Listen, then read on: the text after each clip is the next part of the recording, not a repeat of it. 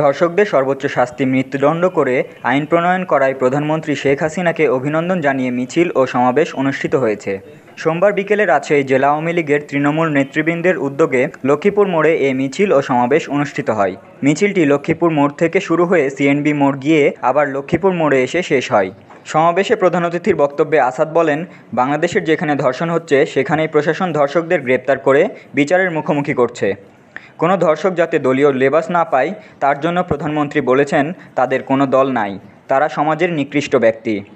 ধর্ষণকারীদের সমাজ থেকে বের করে বিচারের আওতায় নিয়ে আসতে হবে। ধর্ষণকারীদের বিরুদ্ধে সর্বোচ্চ শাস্তি যাবজ্জীবন কারাদণ্ড ছিল, কিন্তু সাধারণ জনগণ এই ধর্ষকদের বিরুদ্ধে সর্বোচ্চ শাস্তি মৃত্যুদণ্ড করে আইন প্রণয়ন করার দাবি তুলে। এই দাবির প্রেক্ষিতে প্রধানমন্ত্রী শেখ হাসিনা ধর্ষকদের সর্বোচ্চ মৃত্যুদণ্ড করে আইন প্রণয়ন করেন।